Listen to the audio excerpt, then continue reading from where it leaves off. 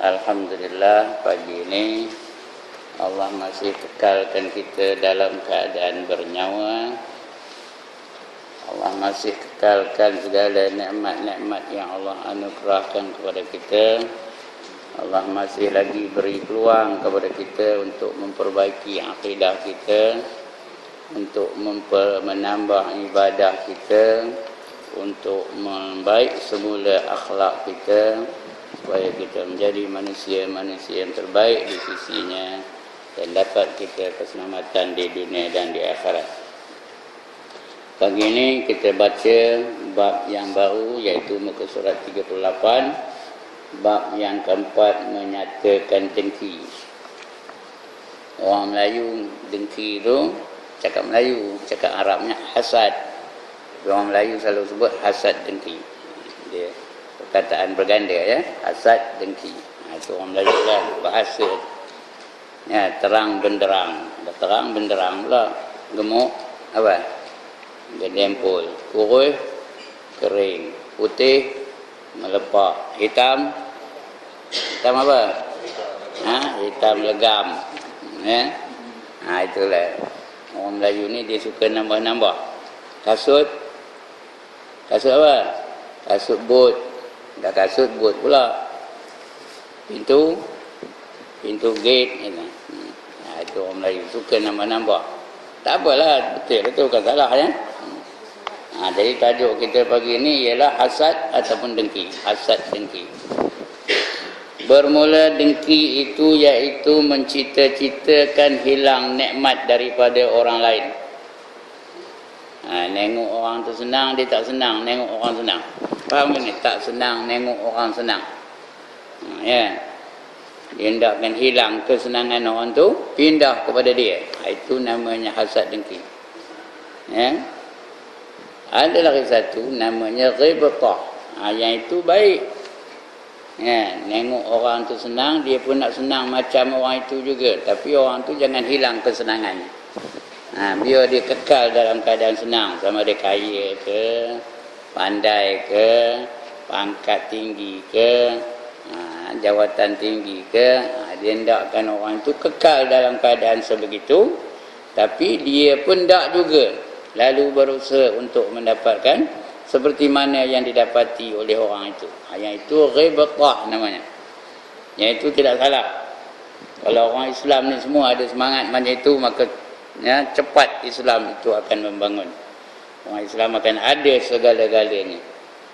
Tidak ada jumpa orang Islam yang merempat, yang miskin, yang buta huruf, yang apa, tak ada. Karena semangat berjuang, semangat berlumba-lumba itu ada pada mereka. Kita patutnya ada semangat itu. Pasal apa dia hafal Quran? Aku inna ataina pun tak hafal. Aku pun nak belajar sungguh-sungguh supaya aku pun juga hafal banyak ayat-ayat Al-Quranul Karim. Pasal apa dia pandai agama?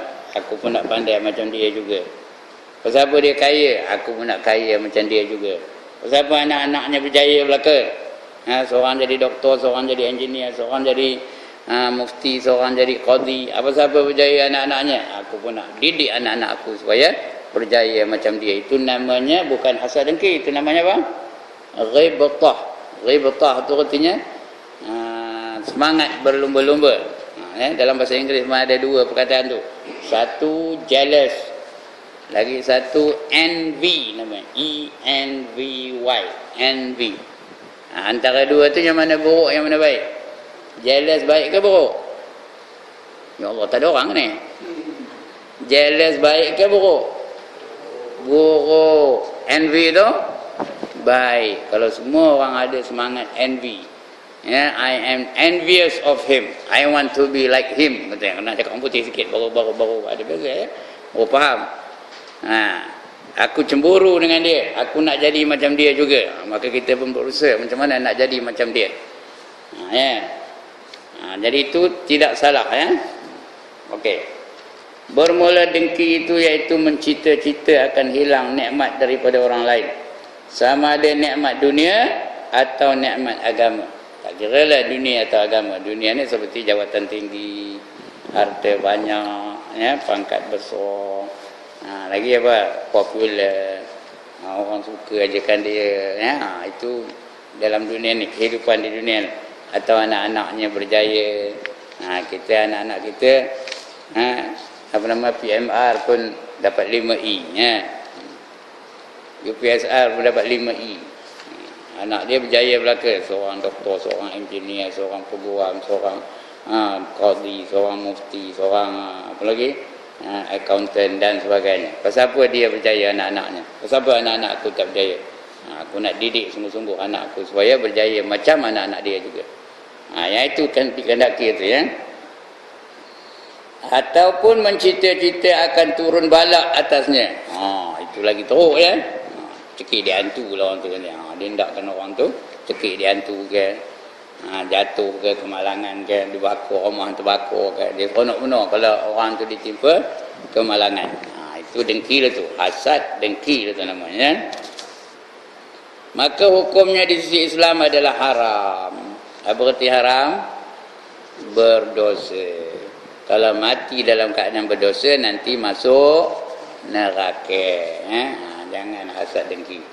Dia punya nasib. Allah dah tentukan dia jadi roh itu, ya. Tuan-tuan dan perempuan, hasad dengki ni boleh membawa kepada kekufuran, tahu. Dia boleh menyebabkan kita ni jadi kafir kalau hasad dengki. Bermakna kalau kita hasad ni, kita tidak setuju dengan keputusan Allah, dengan takdir Allah yang memberi nikmat kepada dia tu, kita tak setuju. Kita hendak nikmat tu pindah kepada kita. Dia tu biar lantaknya kena balik, biar lantaknya dapat kemalangan, biar lantaknya dapat kemudaratan. Kita hendak kita saja. Itu orang hasad dengki tu. Akhirnya dia tak setuju dengan redha, dia tak redha dengan keputusan Allah Taala.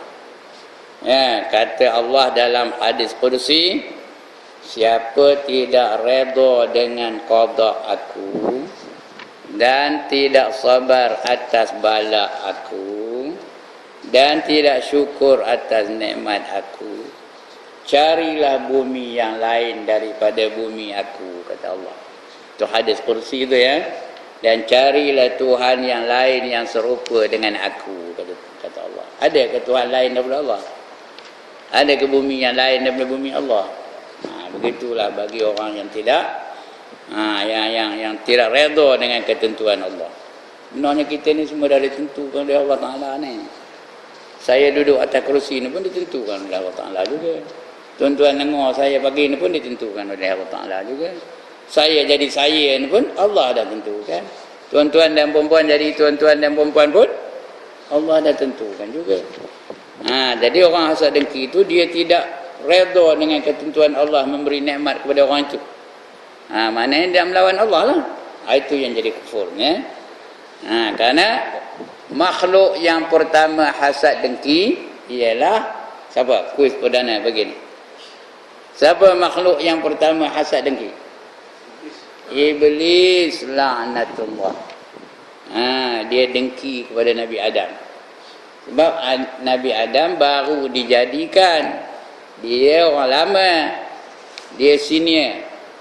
Macam orang baru datang kampung ni, tiba-tiba nak action benar, ngajar orang tu begini-begini, nunjuk sana kamu mengarah begini.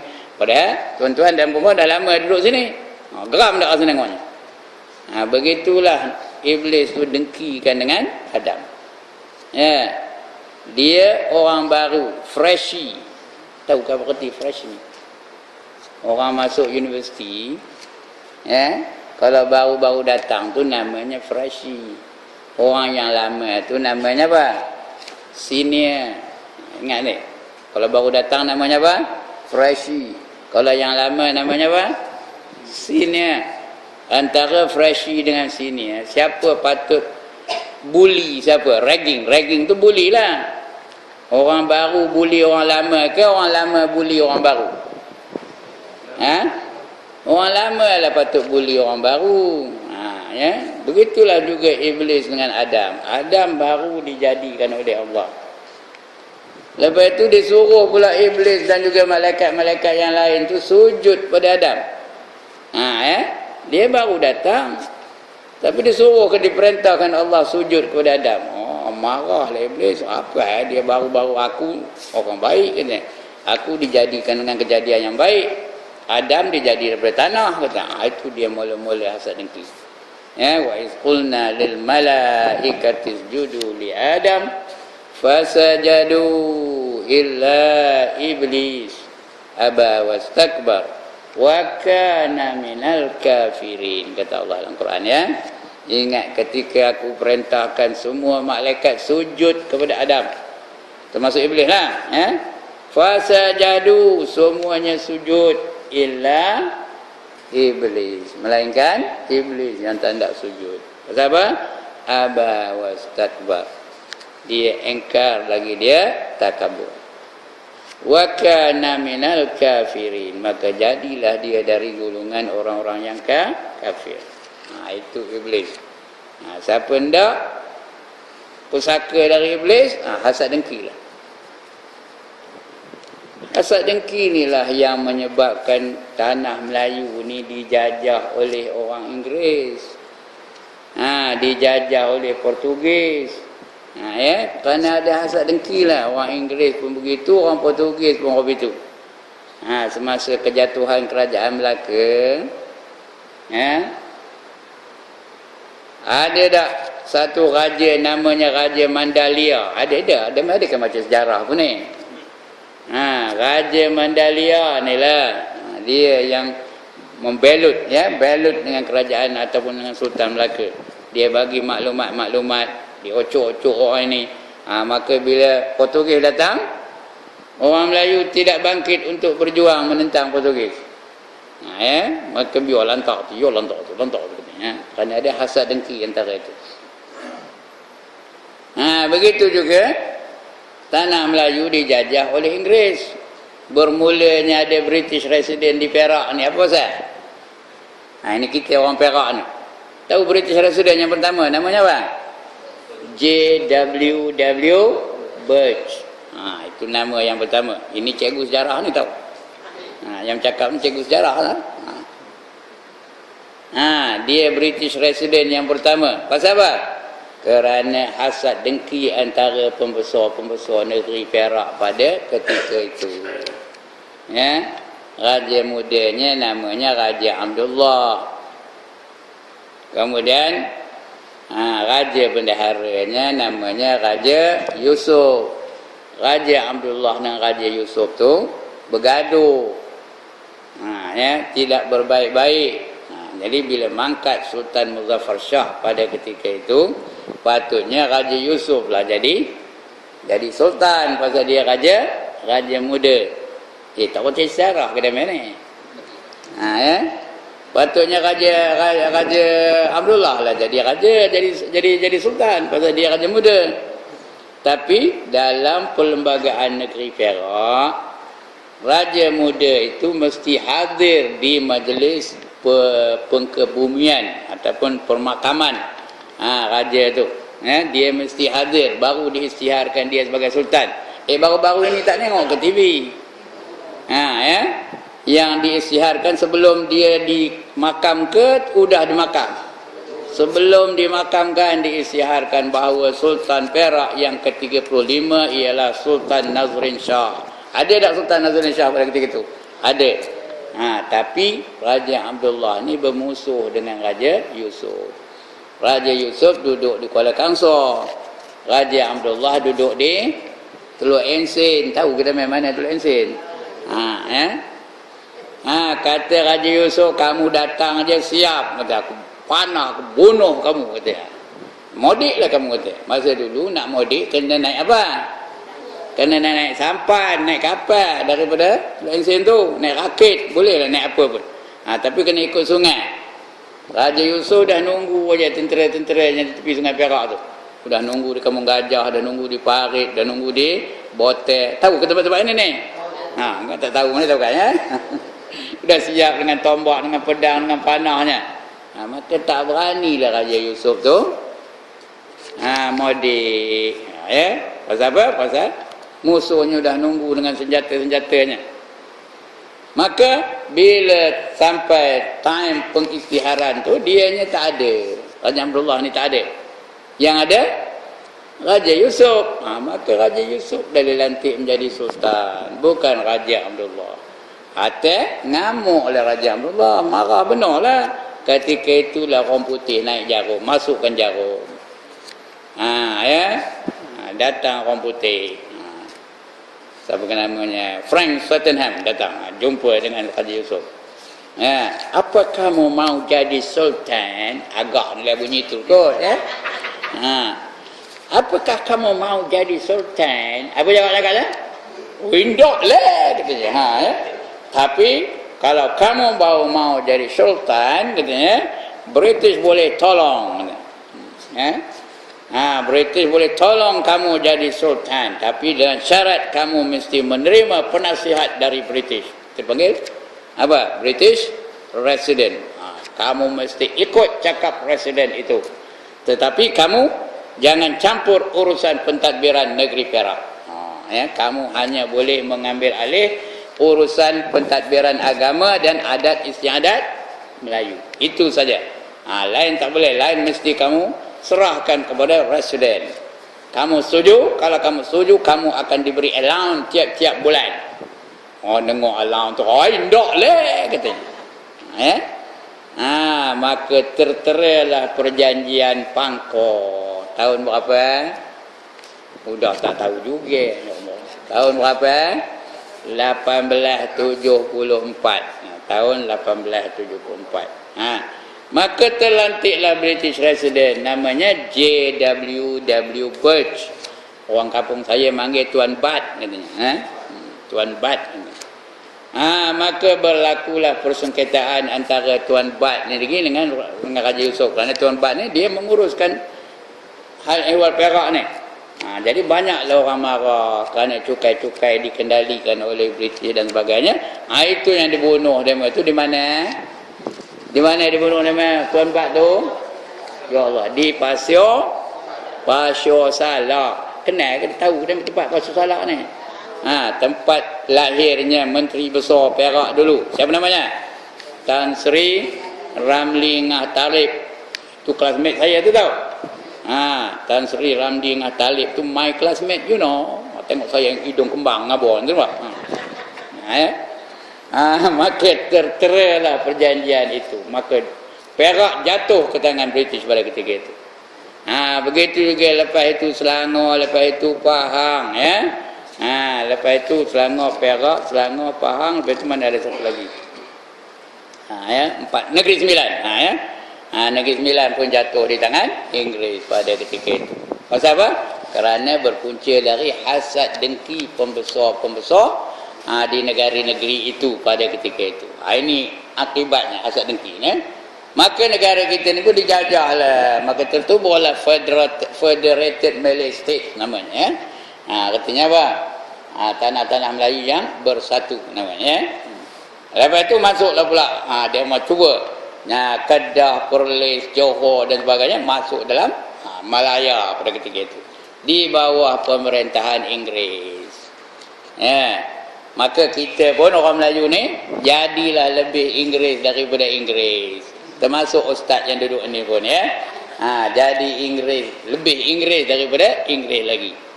Cakap pun mesti nak cakap orang putih aja. Masa dulu ustaz-ustaz bukannya ada tempat macam sekarang ni. Ustaz-ustaz ngajar sekolah sama saya dulu-dulu monyok aja dia yang gah, yang action sahabat. Guru ngajar bahasa Inggeris. Itu yang action pada ketika itu. Termasuklah cikgu ni action masa itu. Pasal apa? Pasal bermula dari hasad dengki pembesar-pembesar Melayu lah jatuh negara kita ni kepada penjajah Inggeris. Begitulah seterusnya. India tu lagi besar. Negara India tu lagi besar daripada Malaysia ni pun habis jatuh subkontinen, artinya kontinen ataupun benua kecil India tu benua kecil jatuh ke tangan Inggeris disebabkan hasad dengki antara raja dengan raja. Masa dulu orang Islam memerintah India tu tahu, dia ada Nawab namanya. Bukan namanya Nawab, jawatan tu, raja tu dipanggil Nawab. Nawab ini, Nawab Hyderabad, Nawab Nawab apa namanya Bombay dan sebagainya. Habis jatuh di tangan Iblis. Dengan sebab apa? Hasad, dengki. Baik, itu tak ada macam ni baru nak baca. Jadi hukumnya haram. Bahkan adalah ia satu penyakit yang besar daripada segala penyakit hati. Ya. Penyakit yang besar, bukan penyakit kecil tu, penyakit besar. Payah, tak maunya baik dengan Panadol. Kena baik dengan pembedahan baru dia mau jadi baik, ya. Itu hasad dengki. Sabda Rasulullah sallallahu alaihi wasallam, al-hasadu ya'kulul hasanat kama ta'kulun narul hatab. Kata Nabi, ya. Apa katanya? Dengki itu memakan ia akan segala kebajikan seperti memakan oleh api akan kayu api. Dengki itu memakankan kebajikan. Dia makan kebajikan kita tu. Kebaikan kita tu habis dimakan dia dengki. Macam api memakan kayu api yang kering tu. Dia makan hatab. Hatab tu bukan kayu api saja. Ranting yang kering. Ranting tu kecil ke besar? Kecil, kering pula tu. Bila kena api macam? Cepat ke lambat terbakarnya? Cepat benar terbakarnya. Begitulah hasad dengki itu memakan kebajikan. Kita ingat kita buat baik, tapi bila hasad dengki, jadi dia maksiat, jadi dia haram, jadi dia berdosa. Baik. Kemudian la tahasadu wa la taqata'u wa la tabaghadu wa la tadabaru wa kunu ibadallahi ikhwana. Ini pun hadis juga, ya. Hadis Nabi sallallahu alaihi wasallam. Apa kata Nabi dan sabda ia? La tahasadu, jangan kamu hasad dengki. Wala taqatanu, wala taqatanu, jangan kamu memutuskan silaturahim. Jangan sampai tak tegur. Jangan tak tegur antara jiran dengan jiran. Bergaduh tu antara jiran dengan jiran. Sampai tak tegur. Gaduh pasal apa? Pasal pokok di sempadan. Pokok apa? Aku punya pokok ni, kata orang sebelah ni. Orang sebelah ni, aku punya. Bergaduh, bertumbuk tahan. Pasal pokok bergaduh kan pokok apa? Ya Allah, pokok apa? Pokok royan, boleh tahan lah. Ini bergaduh kerana pokok terung rembang. Tahu ke nama apa pokok terung rembang? Jadi bergaduh pasal itu. Itu perangai kita lah tu. Wala tabaghadu, jangan marah antara satu sama lain. Wala tadabaru, jangan pulau memulau. Tahu pulau memulau? Orang ni kenduri, orang ni tak pergi, orang ni mati dibiar, orang dia tak nak pergi melawat orang mati dan sebagainya. Bergaduh saja. Wa kunu ibadallahi ikhwana, kamu itu semua adalah hamba-hamba Allah yang bersaudara. Patutnya kita ni hamba Allah yang bersaudara. Saudara dengan saudara takkan bergaduh. Kita kena ada kasih sayang antara satu sama lain. Ini perintah daripada Nabi ni, ya. Bukan dari Nabi pun, dari Allah. Tapi dari mulut Nabi. Itu dipanggil hadis Qudsi. Hadis Qudsi ni katanya apa? Perintah Allah tapi dari lidah Nabi. Kata-kata, susunan kata tu dari Nabi. Tapi perintah ni datang daripada Allah. Itu namanya hadis Qudsi. Artinya apa? Jangan dengki setengah kamu akan setengah. Jangan memutuskan rahim setengah kamu akan setengah. Dan jangan marah setengah kamu akan setengah. Dan jangan membelakangkan. Apa arti membelakangkan? Boykot, memboykot, pulau memulau. Jangan membelakangkan. Setengah kamu akan setengah pada ketika berjumpa. Dan hendaklah ada kamu bersaudara, hai sekalian hamba Allah. Kamu tu bersaudara, bukannya orang lain, bukannya nak bergaduh aja, ya. Bila saudara dengan saudara takkan bergaduh. Kawan dengan kawan takkan bergaduh, ya. Tolong menolong, mementingkan sahabat daripada sahabat yang lain. Patut kau itu kita. Ini dah nak bergaduh, jiran dengan jiran bergaduh. Bapa dengan dengan anak bergaduh, mak dengan anak bergaduh, saudara adik-beradik bergaduh, kakak dengan adik bergaduh, abang dengan adik bergaduh. Berlaku ke tak peristiwa macam ni di dalam masyarakat kita? Ada ke tak? Ada. Kerana apa? Kerana tak ikut Islam. Bila tak ikut Islam, apa itulah nak bergaduh. Siapa ndak pendek umur, bergaduh aja lah kajian. InsyaAllah pendek lah umur ni. Kira nak marah je, nak meto je. Tahu kan meto kan sini? Ya? Nak meto je. Ya? Ngaji meto. Azan meto. Lambat sikit kamat meto. Ya? Nak meto je. Nak mengkih je. Jangan jadi apa itu. Pasal apa kita ni adalah bersaudara semuanya, ya. Hendaklah ada kamu bersaudara, hai sekalian hamba Allah. Semuanya kita ni hamba Allah. Hamba belaka, hamba megah ke, action ke jadi hamba, ataupun apa, patuh aja, taat aja hamba. Macam mana? Kita ni hamba ke Tuhan? Hamba belaka. Atau kalau hamba apa pasal action? Kalau hamba apa pasal sombong, kalau hamba apa pasal nak bergaduh, kalau hamba apa pasal nak meto aja, kita ni semua hamba Allah belaka. Yang Tuhan siapa? Allah Ta'ala. Itu sebab Nabi tu dia hamba. Tengok Nabi mana pernah bergaduh dengan siapa. Orang marah dengan dia, dia balas dengan kebaikan. Orang nak bunuh dia, maka dia pun keluar daripada Mekah, pergi dia ke Madinah. Itu Nabi. Itulah contoh yang terbaik yang mesti kita ikut. Baik, lagi bersabda ia badal tak nampak ni. Badal kan. Dabbala bikum, ya. Dabba ilaikum, ya betul. Betul. Dabba ilaikum da'ul umami qablakum al-hasadu wal baghdau. Itu ada, ya. Artinya berjalan kepada kamu penyakit segala umat yang dahulu daripada kamu. Sekarang ni kamu dah ngidap penyakit yang dihidapi oleh orang-orang yang terdahulu.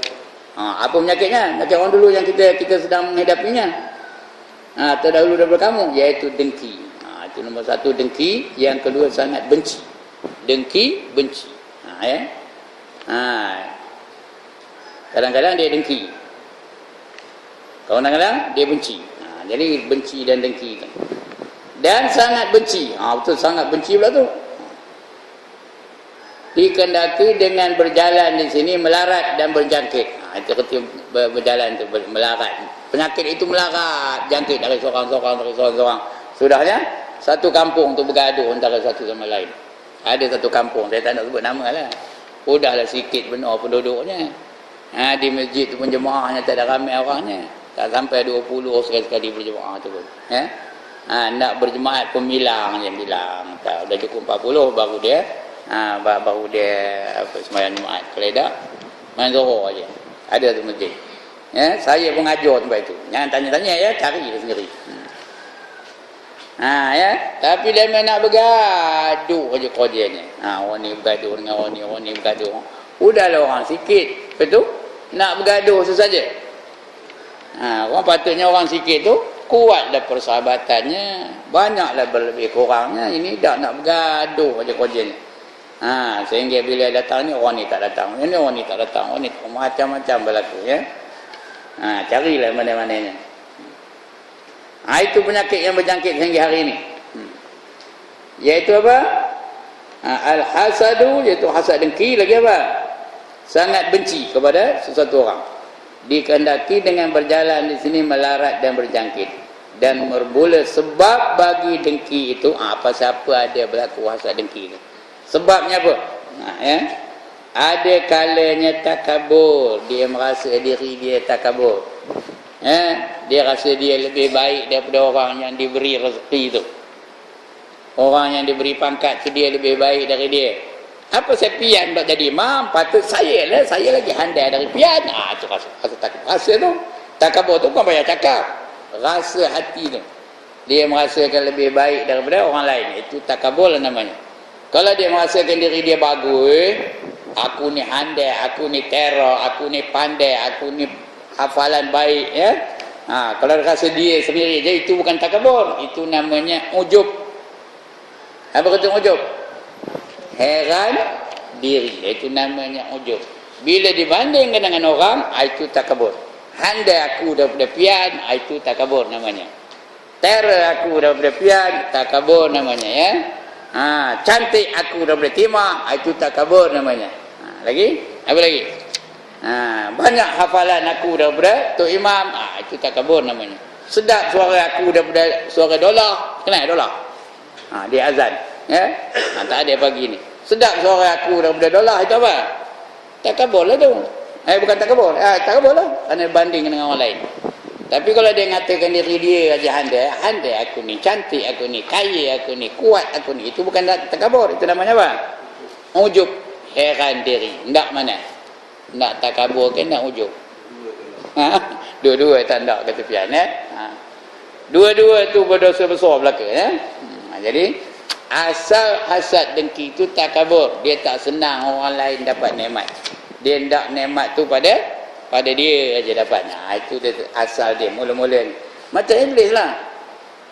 Itu asalnya iblis tu ujub. Dia herankan diri dia. Saya dah cerita ke belum? Tak lantaklah cerita lagi. Siapa tak nak dengar, tutup telinga dengan jari. Pada satu ketika ada seorang malaikat, dia nengok takdir makhluk-makhluk Allah di Lauh Mahfuz. Dia pun tengok takdir, dia baca Lauh Mahfuz, tulis ini. Malaikat dia di langit, dia tahulah, ya. Dia pergi Lauh Mahfuz, dia tengok takdir makhluk-makhluk Allah ni. Dia tengoknya ada seorang tapi namanya tak sebut. Maka dia nanti makhluk langit tu dia akan menjadi kafir.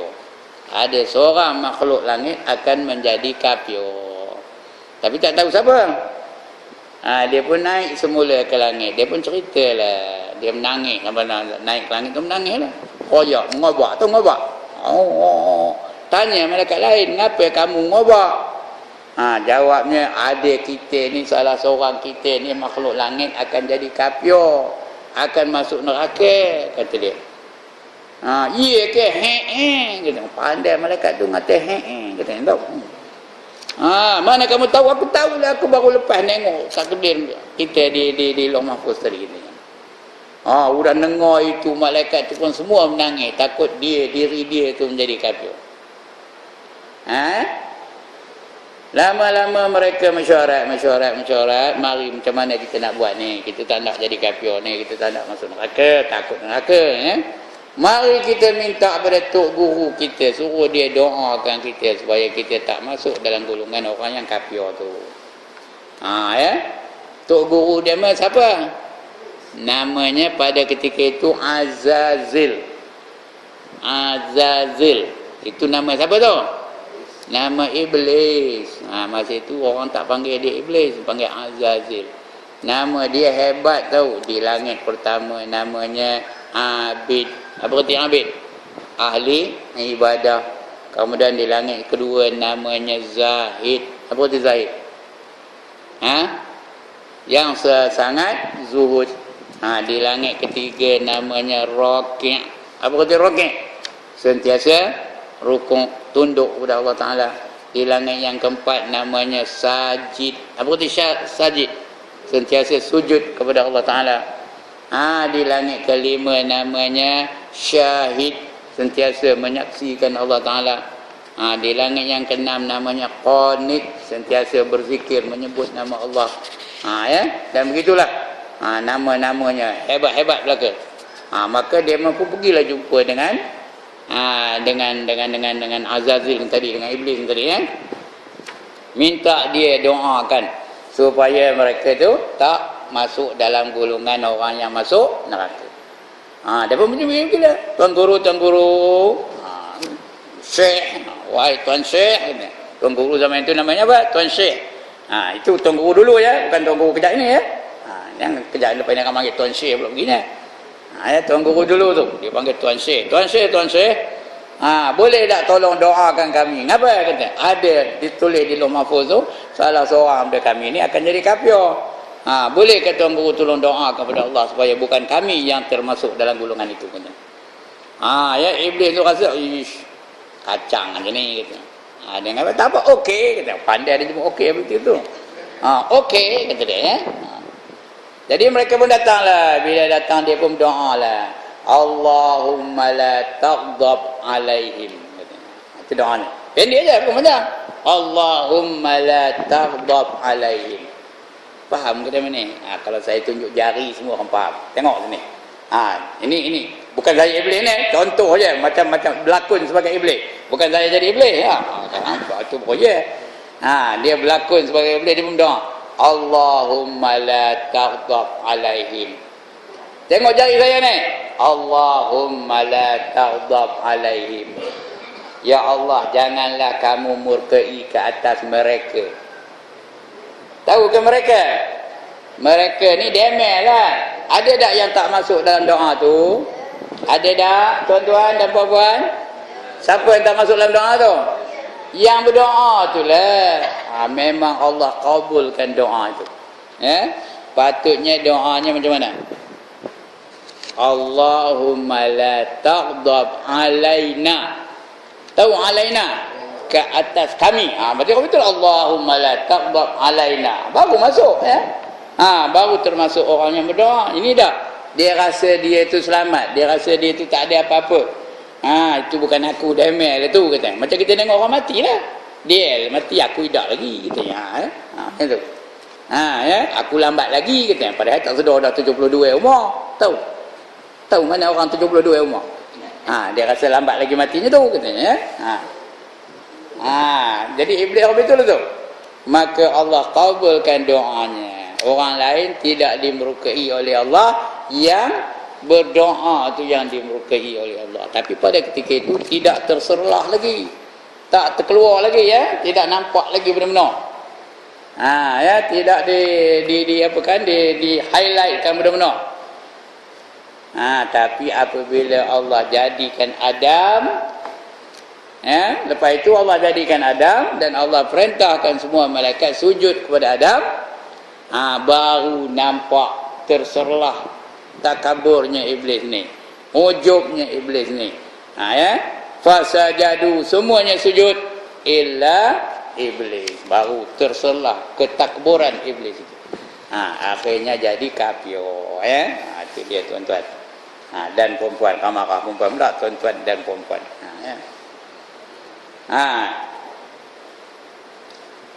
Mana kedianya?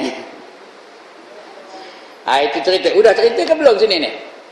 Belum cerita lagi yang tadi? Udah cerita tak dulu? Udah cerita.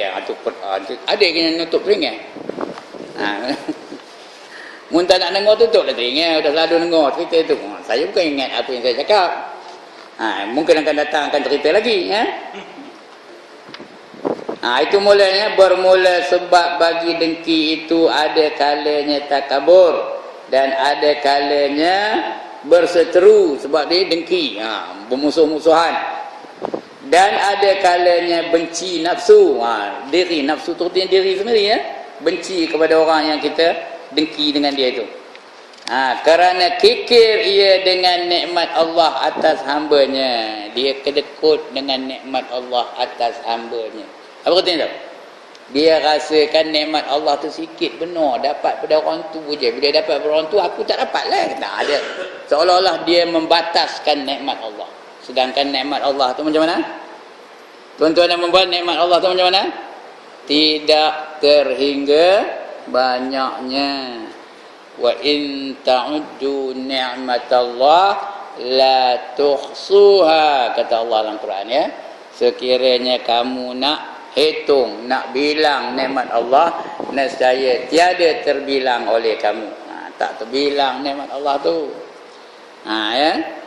Jadi kalau dia dapat sesuatu nikmat, biarlah dia dapat.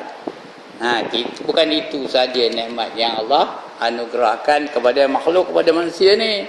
Banyak lagi-lagi ya. dia tak dapat jadi pengurusi masjid, tak apalah. Biar orang lain dapat, dia dapat tu. Aku jadi apa?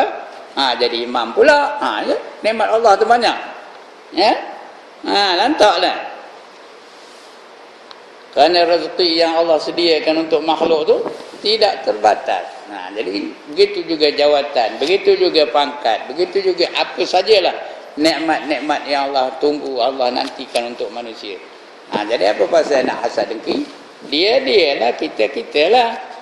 Tapi kerana kita ni dikuasai oleh nafsu dan syaitan, ketika itu hasad dengki itu memuncak. Macam hari inilah. Hasad dengki saja, ini ada. Contohlah, contoh kamu apa pula? Ada yang marah pula ya. Jadi itu dah. Bahkan engkau kasih akan hilang maksiat. Bermula alamatnya bahawasanya jika meninggalkan ia akan maksiat, nescaya tiada kasih engkau akan hilang nikmat padanya. Ya, kira tak ada kasih hilang. Kalau itu sedorlah bahawa hasad ni satu maksiat. Ya, hasad ni satu dosa yang besar, satu kesalahan yang besar, maka kita takkan hasad dengki lagi. Tak adalah kita rasa kecewa apabila orang tu dapat sesuatu jawatan, apabila orang tu dapat sesuatu nikmat, kita tak ada rasa kecewa. Sebaliknya kita bersyukur kerana dia dapat. Ada pernah buat apa tu? Bersyukur kerana dia dapat nikmat, bersyukur kerana dia dapat jawatan, bersyukur kerana dia dapat menantu, bersyukur kerana dia dapat apa-apalah kebaikan dalam hidup dalam dunia ni. Ada pernah tuan-tuan dan puan-puan sujud syukur kerana kawan dapat satu nikmat? Ada pernah? Ada. Kawan dapat satu nikmat, dia sujud syukur. Bukan kerana diri dia, diri kawan. Ada tak? Ada. Kalau ada, baguslah tu. Buat selalu. Ya? Tak adalah kita hasad dengki dengan dia, syukur dia dapat. Anaknya berjaya, jangan ngabur lepas tu. Jangan ngabur, aku tadi sujud syukur, kenapa? Kerana kamu dapat jawatan ini. Itu sudah jadi takabur jadinya ya. Jadi dia tak tahu, hanya dia dan Allah saja yang tahu. Itulah dia persahabatan yang terbaik ya. Macam Abu Bakar As-Siddiq, tak ada dengki dengan Nabi Muhammad. Malahan dia memperdagangkan nyawanya untuk menyelamatkan Nabi Muhammad sallallahu alaihi wasallam. Kasih dia dengan Muhammad ya. Dan ketahui olehmu bahawasanya penyakit hati seperti dengki tiada ada ubatnya lain tak ada, melainkan dengan dicampurkan ilmu dan amal. Ubatnya ilmu dan amal. Ilmu tu apa? Dia tahu hasad tu benda buruk, hasad tu Tuhan marah, hasad tu maksiat, hasad tu dosa. Apa arti dosa? Kalau mati membawa penyakit hasad, dia akan dimasukkan ke dalam neraka. Ilmu itu nak ada. Bila hasad dengki tu, kita kena sedar kita ni hasad. Ini guna kita ngaji ni. Bila kita rasa tak selesa je dengar orang lain dapat sesuatu jawatan, itu hasad dengki lah namanya. Ngapa dia dilantik ye? Ngapa tidak aku? Itu hasad dengki lah namanya. Ya. Bila kita ngaji ni baru kita boleh apa? Boleh kesan. Kalau tak boleh kesan.